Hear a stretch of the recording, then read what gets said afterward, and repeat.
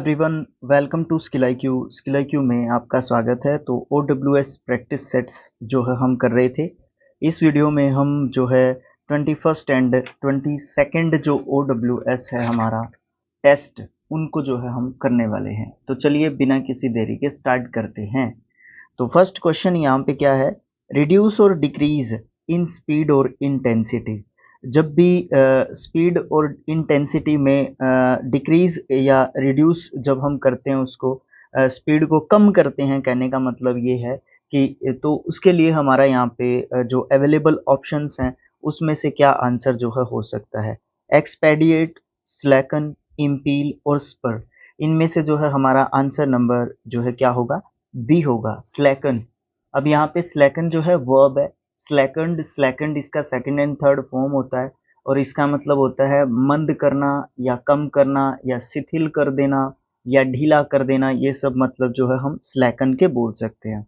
अभी एक्सपेडिएट भी एक वर्ब होता है, ठीक है। एक्सपेडिएटेड इसका सेकंड एंड थर्ड फॉर्म होता है। इसका मतलब होता है जल्दी करना, झटपट करना, ये मतलब होते हैं। इम्पील भी एक वर्ब होता है। इम्पील्ड इसका सेकंड एंड थर्ड फॉर्म होता है।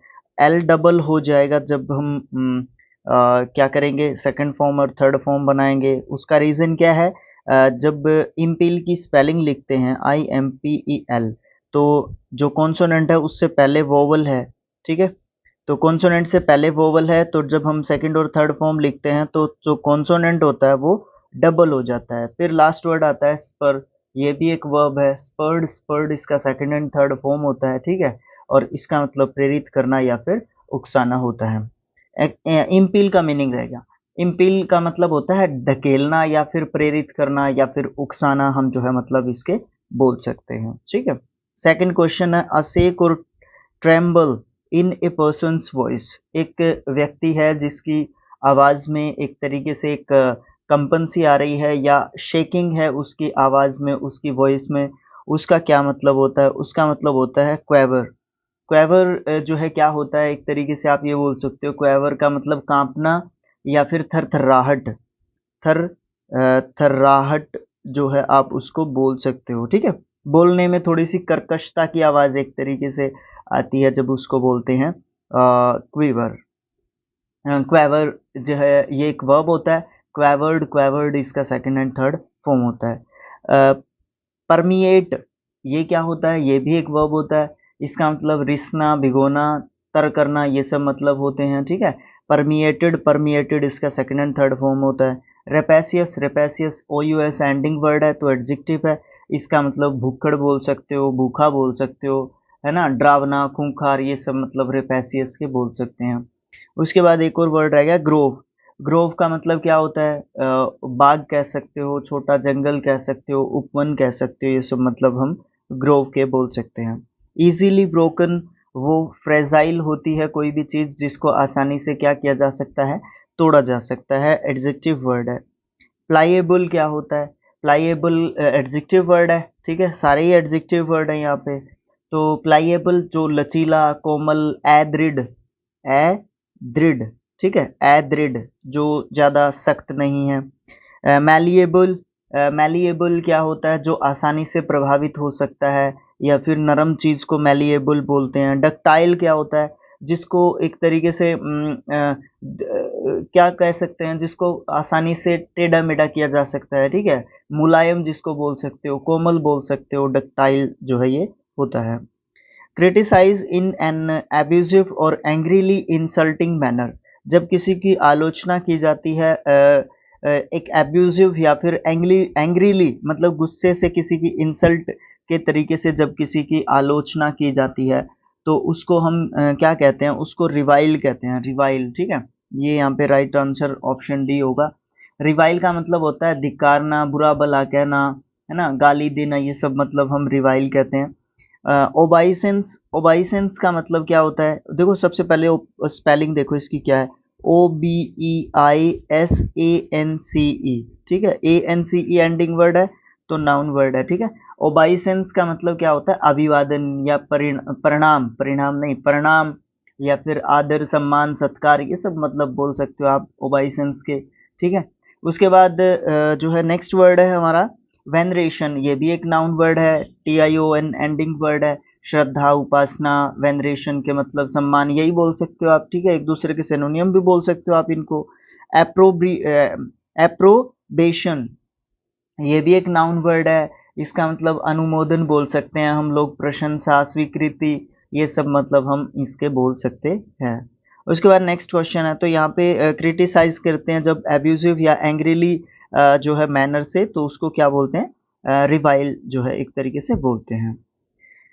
ए रिमार्केबल टोटली नेगेटिव जो है हम उसको लेते हैं, ठीक है, गाली गलौज या अपनी लैंग्वेज, अच्छी लैंग्वेज का यूज ना करना।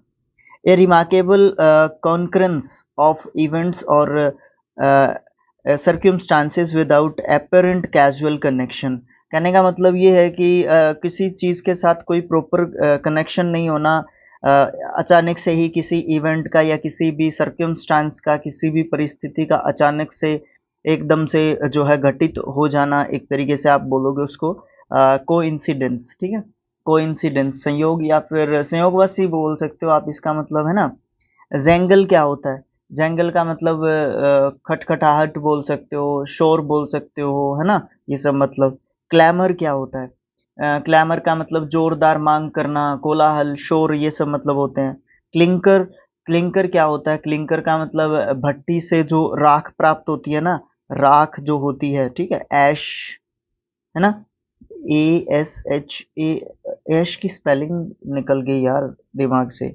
ऐश मतलब राख होता है, ठीक है। तो वो जो प्राप्त होती है ना, क्लिंकर होती है वो एक तरीके से, जिसको हम राख बोलते हैं। कोयला जब जल जाता है या जो भी उपले वगैरह होते हैं जब जल जाते हैं, तो उसके बाद वो राख बच जाती है जो है ना, वो भट्टी से प्राप्त होती है, तो उसको क्लिंकर बोलते हैं, वो सारा राख का ढेर होता है। Comfort someone eight A time of grief and disappointment. Grief मतलब मन से दुखी जब होता है व्यक्ति, या डिसअपॉइंट होता है मतलब जो है व्यक्ति एक तरीके से निराश हो जाता है, तो उस समय पे किसी को जब हम कंफर्टेबल महसूस कराने की जब कोशिश की जाती है, तो उसको कंसोल करना बोलते हैं, ठीक है। कंसोल का मतलब क्या होता है, ये एक वर्ब होती है, कंसोल्ड, कंसोल्ड इसका सेकंड एंड थर्ड फॉर्म होता है। सांत्वना देना, मनाना, है ना, धैर्य बंधाना, ढाढ़ास बंधाना, ये सब मतलब हम इसके बोल सकते हैं ना। उसके बाद अराउज, ये भी यहाँ पे एक वर्ब है, अराउज्ड, अराउज्ड इसका सेकंड एंड थर्ड फॉर्म होता है। इसका मतलब भड़काना, उत्तेजित करना, उकसाना, जगाना, ये सब मतलब बोल सकते हैं। पिक्यू बड़ा अच्छा वर्ड है, PIQUE, पिक्यू, ये एक नाउन वर्ड है। अगर इसका नाउन के रूप में मैं मीनिंग देखूं तो चिढ़, मन मुटाव, झगड़ा, नाराजगी, ये बोल सकता हूँ। अगर मैं वर्ब के रूप में इसको देखूं तो अभिमान पैदा करना, अनादर करना, चुटकी लेना, चुटकी लेना मतलब किसी के मजे लेना, एक तरीके से बोल सकते हो आप, है ना। ये दे सकते हैं इसके मीनिंग्स वर्ब के रूप में, मतलब दोनों पार्ट ऑफ स्पीच के हिसाब से मैंने आपको मीनिंग बताया। दूसरा पिक्यूड, पिक्यूड इसका सेकंड एंड थर्ड फॉर्म होता है। फ्लस्टर क्या होता है, फ्लस्टर भी एक वर्ब है हमारी, इसका मतलब घबरा देना या घबराहट होना, ये सब जो है हम मतलब बोल सकते हैं। फ्लस्टर्ड, फ्लस्टर्ड इसका सेकंड एंड थर्ड फॉर्म बोल सकते हैं। Public disgrace arising from shameful conduct, जिसमें पब्लिक जो है बहुत ज़्यादा नाराज हो जाती है ना, जिससे पब्लिक पब्लिक की नाराजगी दिखती है एक तरीके से। अगर आपने कोई सेमफुल कंडक्ट किया है, कोई शर्मिंदगी भरा एक तरीके से जो है क्या किया है, काम किया है आपने, ठीक है। ओप्रोब्रियम उसको बोलते हैं। ये क्या होता है, कलंक, अपमान, निंदा, है ना, तिरस्कार, ये सब बोल सकते हैं। इसका मतलब पार्ट ऑफ स्पीच के हिसाब से इसको आप नाउन बोलोगे। कुडोज का मतलब होता है एक तरीके से आप किसी को क्या कर रहे हो, किसी की प्रशंसा कर रहे हो, तारीफ कर रहे हो, ठीक है। प्लाउडिट, प्लाउडिट भी आप कहीं ना कहीं शाबाशी, बड़ाई करना किसी की, है ना, ये सब मतलब बोल सकते हो। ओवेशन भी एक नाउन वर्ड है, अभिनंदन, उत्साहपूर्ण किसी का, है ना, तालियां बजा के वो सुना है ना आपने, स्टैंडिंग ओवेशन, जो स्टैंडिंग में के साथ बाद जो वर्ड आता है ना, ओवेशन, ये वही वर्ड होता है। स्टैंडिंग ओवेशन मिला उसको, अप्लाउडनेस मिली उसको, ठीक है ना, तो इसीलिए स्टैंडिंग ओवेशन जो है कहा जाता है ना। तो यहाँ पे हमारा क्या होगा, आंसर क्या होगा, ओप्रोब्रियम जो है यहाँ पे आंसर होगा, जिसका मतलब कलंक, कलंक, तिरस्कार, अपमान, निंदा, ये सब मतलब हम बोल सकते हैं। द एक्शन ऑफ ड्राइविंग और पुशिंग फॉरवर्ड्स, मतलब एक ऐसा जो है कार्य जिसमें हम किसी को आगे की तरफ पुश कर रहे हैं, बढ़ा रहे हैं, धक्का दे रहे हैं एक तरीके से, ये कह रहे हैं। तो इसका मतलब हम क्या कह सकते हैं, इसका मतलब प्रोपल्सन बोल सकते हैं। प्रोपल्सन क्या होता है? ये एक प्रेरक शक्ति या संचालन शक्ति इसको बोल सकते हो, प्रेरणा बोल सकते हो एक तरीके से, ठीक है। ये नेगेटिव में नहीं ले सकते हम लोग इसको, ठीक है। प्रोपल्सन को नेगेटिव वर्ड के रूप में हम नहीं ले सकते। एस्टर्न क्या होता है? ASTERN, ये नाउन वर्ड है, पीछे की तरफ या पीछे से मतलब पुश करने की बात है यहाँ पे, बट यहाँ पे प्रोपल्सन जो है अच्छा वर्ड दिया गया है। एबेफ्ट क्या होता है? एबेफ्ट एक एडवर्ब के रूप में यूज करते हैं, है ना। जहाज का जहाज होता है ना, जो उसकी जो उसकी पतवार होती है, एक तरीके से जहाज का मतलब जहाज से रिलेटेड होता है एबेफ्ट, ठीक है। एबेफ्ट गूगल पे सर्च करके देख लेना, इमेजेस देख लेना, आपको समझ में आ जाएगा। मुझे ध्यान नहीं रहा, इमेज लगानी चाहिए थी साइड में, कोई नहीं, आगे जैसे जैसे चीज़ें आगे बढ़ेंगी ना तो कोशिश किया करेंगे इमेजेस वगैरह सेट कर दी जाएं तो, है ना। प्रोपिटिएट, प्रोपिटिएट, देखो वर्ब जो है आप इसको कहोगे प्रोपिटिएटेड, प्रोपिटिएटेड जो है इसका सेकंड एंड थर्ड फॉर्म होता है, इसका मतलब होता है टू सेटिस्फाई समवन, और समवन समथिंग नहीं कह सकते, किसी चीज को सेटिस्फाई थोड़ी ना करते हैं, किसी जीवित चीज को सेटिस्फाई कर, किसी को संतुष्ट करना, एक तरीके से प्रोपिटिएट जो है उसको कहेंगे हम लोग, ठीक है। किसी को राजी करना, मनाना, संतुष्ट करना, बहलाना, है ना, ये सब मतलब हम इसके क्या कर सकते हैं, बोल सकते हैं, ठीक है। तो यहाँ पे हो गया ना, प्रोपल्सन जो है हमारा यहाँ पे राइट जो है हमारा एक तरीके से आंसर यहाँ पे है। उसके बाद हम बात करते हैं a state of disorder due to absence और नॉन रिकग्निशन ऑफ अथॉरिटी और other controlling systems. State of disorder एक ऐसी डिसऑर्डर की स्टेट ड्यू टू जिसके कारण एब्सेंस हो जाती है या फिर नॉन रिकग्निशन मिलती है किसी भी अथॉरिटी या फिर कंट्रोलिंग सिस्टम के द्वारा, ठीक है। टोटल नेगेशन एक तरीके से आपको वहां पे देखने को मिलती है। तो ऐसा सिस्टम जो है क्या होता है, एनार्की होती है, अव्यवस्था होती है ना। ये एनार्की में ही इस तरीके का होता है, अराजकता होती है टोटल, ठीक है। नाउन वर्ड है। ब्रिडल क्या होता है? ब्रीडल का मतलब होता है लगाम या नकेल बोल सकते हो आप। एन एसेंड्री एसेंडेंसी, एसेंडेंसी जो है नाउन वर्ड है, प्रभुत्व या फिर अधिकार को हम एसेंडेंसी बोलते हैं। डोमेनियन, डोमेनियन क्या होता है? डोमेनियन प्रभुसत्ता, राज्य, स्वतंत्र, उपनिवेशिक, है ना, ये सब मतलब हम डोमेनियन के बोल सकते हैं। तो एनार्की में टोटल क्या होता है? एनार्की में टोटल एक तरीके से अराजकता आपको देखने को मिलती है। A liquid with healing magical और पॉइजनस प्रॉपर्टीज, एक ऐसा लिक्विड जिसमें जो हील करता है, जो मैजिकल है, काफी मतलब जादुई शक्ति है जिसके अंदर एक तरीके से, और पॉइजनस प्रॉपर्टीज भी उसके अंदर हैं। Poisonous properties in the sense आप दवाई लेते हो तो उसमें आपको देखने को मिलती हैं बहुत सारी चीजें, अल्कोहल एक तरीके से उसमें होती है, और पॉइजनस जो क्वालिटीज हैं वो भी होती हैं कि ताकि जो भी बीमारी है ना, जैसे कि देसी जो इलाज किए जाते हैं उसमें ज़्यादातर ऐसी चीज़ें देखने को मिलती है, वैसे जड़ी बूटियों में, दवाइयों में इस तरीके की चीज़ें होती ही हैं, ठीक है। तो उसके लिए हम आंसर नंबर बी अपना देंगे, पोषण आप उसको बोलोगे। पोषण का मतलब होता है पीने की दवा बोल सकते हो, या फिर पतली औषधि को आप पोषण बोल सकते हो। विस्कस, विस्कस एक एडजेक्टिव वर्ड है, गाढ़ा या चिपचिपा आप इसको बोल सकते हो। एक और इसके लिए वर्ड यूज कर सकते हो, thick and sticky, STICKY, thick and sticky इसको बोल सकते हो, ठीक है। डलक, डलक, डलक्ट या डलसेट, जिस तरीके से इसका प्रोनाउंसिएशन थोड़ा चेक कर लेना, मेरे दिमाग में अभी आ नहीं रहा। ये एक एडजेक्टिव वर्ड है, इसका मतलब मीठा, मनोहर, आनंद में जिससे खुशी मिलती है। लशियस, लशियस, लशियस है ना, एडजेक्टिव वर्ड है, अत्यंत स्वादिष्ट, आकर्षक, मीठा और रसीला, आप जो इसको लशियस को बोल सकते हो एक तरीके से, ठीक है। तो इस तरीके से हमारा जो 21st है वो कंप्लीट हो जाता है। अभी हम बात करते हैं 22nd, जो हमारा क्या बोलते हैं उसको, OWS के लिए टेस्ट दिया हुआ है। रूड इन ए मेन सेपरेटेड और श्योरली वे, अब यहाँ पे कई बार क्या होता है कि रूड हो जाते हैं, नाराजगी एक तरीके से, मेन सेपरेटेड या फिर श्योरली वे, जिस बैड टेम्पर्ड एक तरीके से, बुरे स्वभाव से या अच्छा स्वभाव से जो है किसी से रूठ जाना या इस तरीके की जो है यहाँ पे एक तरीके से बात की गई है तो उसको हम चर्लिस बोल सकते हैं। ये चर्लिस क्या होता है? अभद्र एक तरीके से व्यवहार आप इसको बोलोगे, एडजेक्टिव वर्ड ये हमारा होता है, ठीक है। एफेबल क्या होता है? ये भी एक एडजेक्टिव है, इसका मतलब मिलनसार, मैत्रीपूर्ण, है ना, ये सब मतलब बोल सकते हैं। कॉर्डियल आप जानते हो, कॉर्डियल मतलब मैत्रीपूर्ण, सौहार्दपूर्ण, ये सब मतलब बोल सकते हैं, ठीक है। जेंटिल क्या होता है? जेंटिल एक तरीके से अच्छे आचरण वाला, नम्र, है ना, विनम्र, ये सब बोल सकते हो, है ना। तो ये चर्लिस एक तरीके से यहाँ पे आंसर हो जाता है हमारा। इसमें जो है ना दिमाग में नहीं आ रहा कि मैं हिंदी में कौन से वर्ड्स यूज़ कर सकता हूँ इसको एक्सप्लेन करने के लिए। देखो यहाँ पे 2-3 वर्ड्स पकड़ लेना।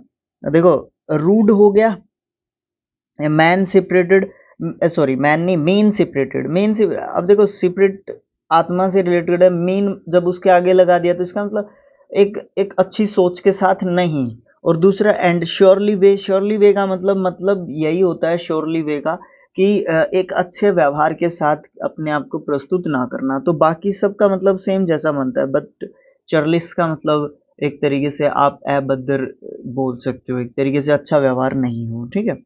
कैरी आउट एक फ्रेजल वर्ब होता है, निकालना किसी चीज को, है ना। ए टास्क क्लमजीली और इनकॉम्पिटेंटली। क्लमजीली का मतलब क्या होता है? भद्दा, अभद्र, है ना, ठीक है। वो तो उस तरीके की जो है एक टास्क करना, एक काम करना इस तरीके का, तो वो जो है हमारा क्या होता है? बंगल एक तरीके से उसको बोल सकते हैं, वर्ब है ये, ठीक है। तो एक घपला करना या अच्छे अपने काम को बड़े अच्छे तरीके से ना करना, ये सब मतलब आप इसके बोल सकते हो, ठीक है। तो बंगल ये वर्ब है, बंगल्ड इसका सेकंड एंड थर्ड फॉर्म है। इसका मतलब गोलमाल करना, गड़बड़ घोटाला करना, घपला करना, ये सब मतलब हम बंगल के बोल सकते हैं। एडेप्ट एडजेक्टिव वर्ड है, कुशल या फिर प्रवीण, निपुण, स्किल्ड बोल सकते हो आप इसको, ठीक है। एप्ट का मतलब क्या होता है? एप्ट भी एक एडजेक्टिव है, इसका मतलब योग्य, है ना, सही, है ना, उचित, ये सब मतलब बोल सकते हैं। एडो एड एड्रोई एड्रोई एड्रोइट एड्रोइट भी एक एडजेक्टिव वर्ड होता है, इसका मतलब चालाक, चतुर, है ना, दक्ष, निपुण, ये सब मतलब हम बोल सकते हैं।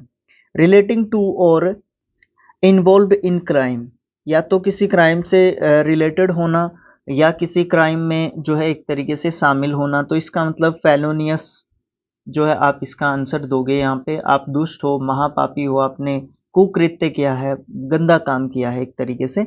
चेस्ट क्या होता है? एडजेक्टिव वर्ड है, इसका मतलब सीधा साधा बोल सकते हो आप, ठीक है। तो सीधा साधा भी आप इसको बोल सकते हो, विशुद्ध एक तरीके से आप बोल सकते हो ना। ये सब जो है मतलब बोल सकते हो। लिसिट का मतलब क्या होता है? एडजेक्टिव वर्ड है, धर्म संगत बोल सकते हो, उचित बोल सकते हो, वैध बोल सकते हो, कानूनी बोल सकते हो एक तरीके से। इम्पिस इम्पिक इम्पिक इम्पिक इम्पिकेंट इम्पिकेंट बड़ा मतलब एक अजीब सा वर्ड है। पाप रहित इसका मतलब हम बोलते हैं कि मैंने तो पाप किया ही नहीं, तो आप फेलोनियस का आप इसको एक तरीके से एंटोनियम बोल सकते हो यहाँ पे, है ना। फेलोनियस तो दुराचारी, दुष्ट व्यक्ति, महापापी होता है, और ये इम्पिकेंट जो है ये तो पाप करता ही नहीं है, साधु संत आदमी है। तो एक दूसरे के एंटोनियम्स के रूप में हम इनको देख सकते हैं। A person or thing that is a perfect example of a particular quality or type, एक ऐसा परफेक्ट आदमी या चीज जो कि परफेक्ट एग्जाम्पल है किसी भी पर्टिकुलर क्वालिटी को बताने के लिए, दर्शाने के लिए, तो आप इसका आंसर बोल सकते हो प्रोफिलिगेट, ठीक है। प्रोफिलिगेट नहीं बोल सकते, एपिटोम बोल सकते हैं। प्रोफिलिगेट क्या होता है? बात तो शुरुआत तो प्रोफिलिगेट से ही होगी।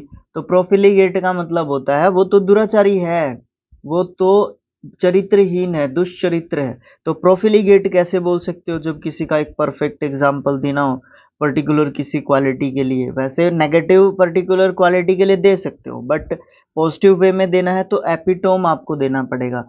बिल्कुल एक तरीके से संक्षेप रूप से बिल्कुल सही व्यक्ति है वो अपनी जगह पे, ठीक है। बट प्रोफिलिगेट तो नेगेटिव वर्ड हो गया ना, तो इसलिए यहाँ पे आंसर नहीं हो सकता। अबेस क्या होता है? अपमानित करना, नीचा दिखाना, है ना।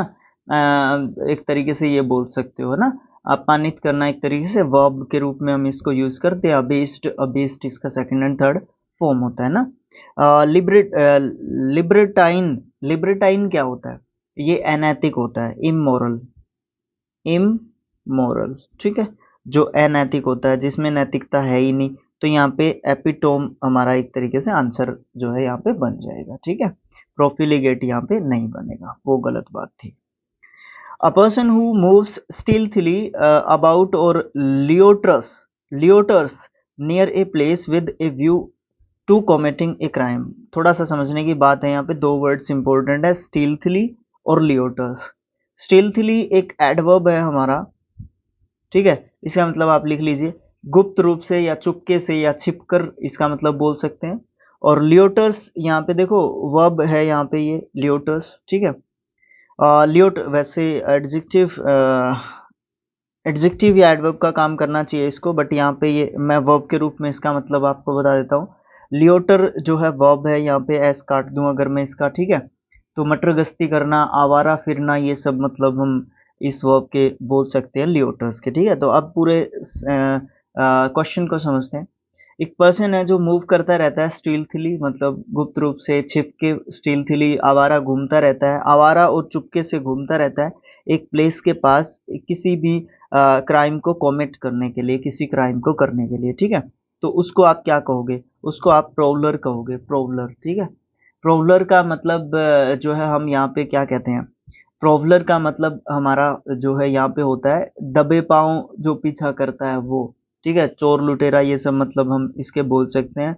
आप इसको है ना नाउन वर्ड कहोगे, ई आर वैसे भी इसके पीछे लगा हुआ है ना, जो कि किसी व्यक्ति विशेष के बारे में बात करता है ना। स्क्रूपलस, स्क्रूपलस क्या होता है? ये एक एडजेक्टिव वर्ड है, इसका मतलब सतर्क या बुद्धिमान बोल सकते हो, ईमानदार बोल सकते हो ना, एडजेक्टिव के रूप में इसको यूज करेंगे। वेरासियस क्या होता है? वेरासियस ईमानदार, सत्यनिष्ठ, सच्चा व्यक्ति।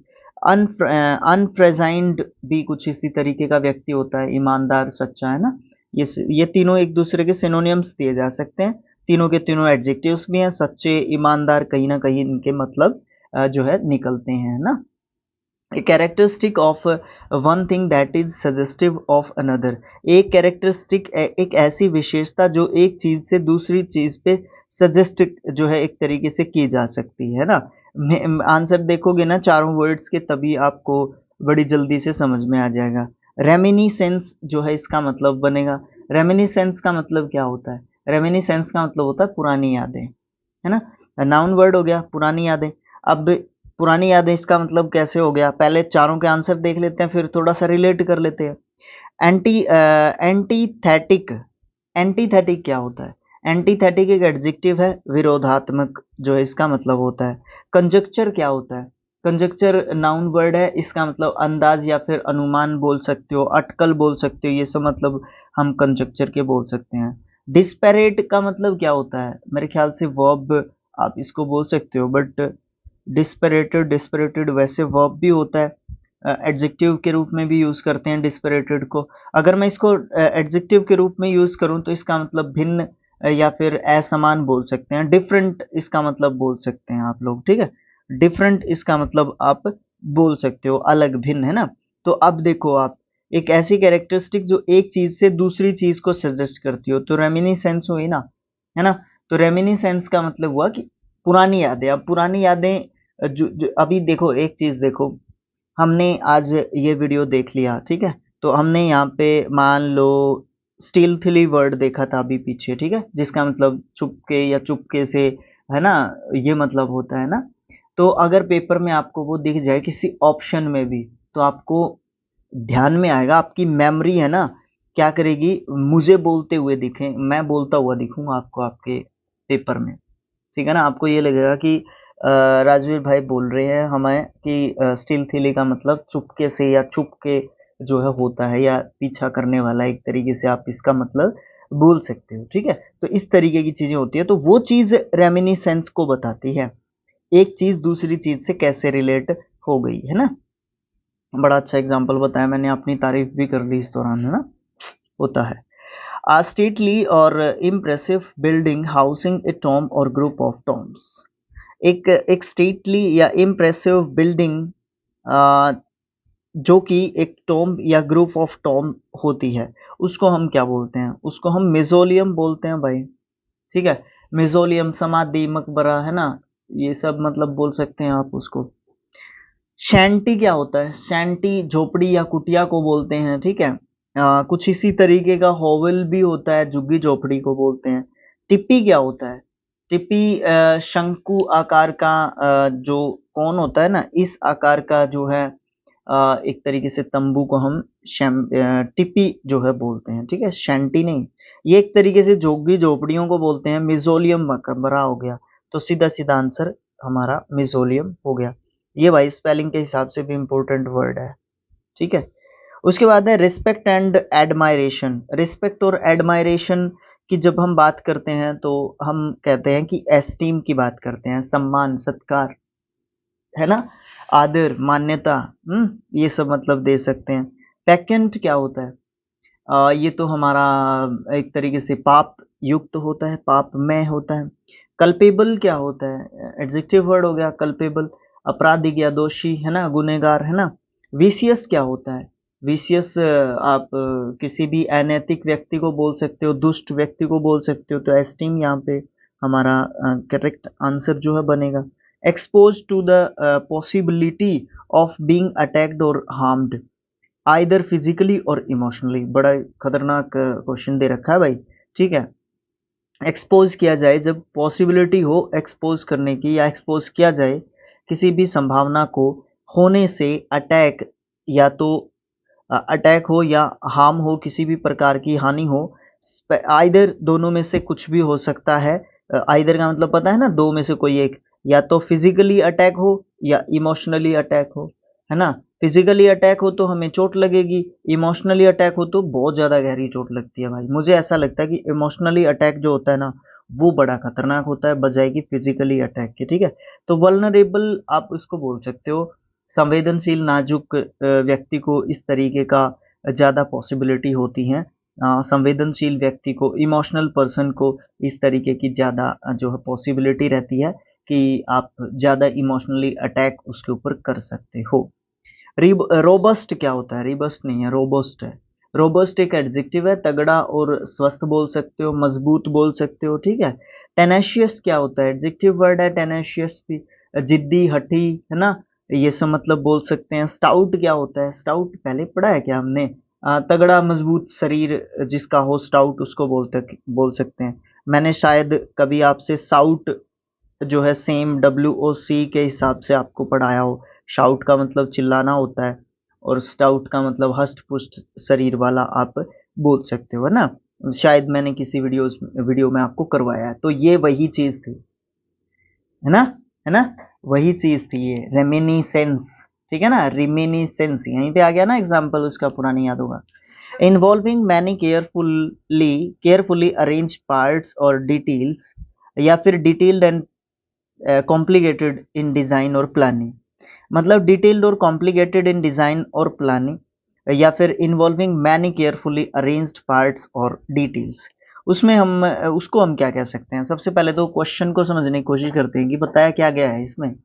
इन्वॉल्व होना, बहुत सारी केयरफुली जब अरेंज किया गया हो किसी पार्ट्स को, उसमें जो है हम इन्वॉल्व हों, बहुत सारे जो पार्ट्स हैं या डिटेल्स हैं उसमें जब हम इन्वॉल्व हों, उसको क्या बोलेंगे? या इसको दूसरे क्वेश्चन में पूछा जा सकता है, डिटेल्ड या फिर कॉम्प्लिकेटेड जो डिजाइन्स होते हैं या प्लान्स होते हैं, उनको हम जो है क्या बोल सकते हैं? एक तरीके से उसको हम फैसाइल बोल सकते हैं। फैसाइल, इसका मतलब सुगम या फिर आसान, जल्दी से कोई चीज उपलब्ध हो जाना। सर इसकी बात नहीं बनी, बाकी के तीन ऑप्शंस को भी देख के बात बनाने की कोशिश करें, क्योंकि बुक में तो यही दिया गया है आंसर।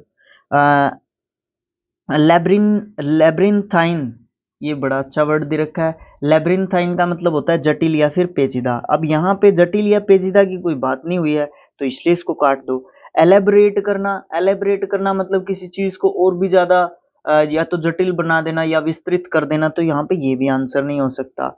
प्रोडिजियस, प्रोडिजियस का मतलब क्या होता है? अति विशाल, भयंकर, तो ये आंसर भी नहीं हो सकता, तो फैसाइल ही हो सकता है। अब सुगम, आसान कोई चीज कब होगी? जब वो अरेंज्ड देखो इसने एक चीज लिखी हुई है यहाँ पे, रिलेट करने की कोशिश कर सकते हैं हम लोग अपनी तरफ से, है ना। इसने तो दे दिया, इसका तो काम है देना, है ना। राइटर ने अपना काम कर दिया, पब्लिशर्स ने अपना काम कर दिया, सबने अपना काम, हम भी तो अपनी बुद्धि का प्रयोग कर सकते हैं। केयरफुली अरेंज्ड पार्ट्स, यहाँ से मैं इस चीज को फैसाइल के साथ जो है रिलेट करने की कोशिश कर रहा हूँ, और बाकी सब के मीनिंग्स जो है एक जैसे हैं, बट इसका मीनिंग अलग है। अब हमें तो तरीका ही लगाना पड़ेगा, 1 या 2 नंबर लेने के लिए। अगर हम एसएससी में बैठे हैं तो 2 नंबर लेने के लिए हमें कुछ तो करना ही पड़ेगा, ठीक है। नहीं तो 0.25 हमारा जाने की पॉसिबिलिटी ज़्यादा रह जाती है, ठीक है।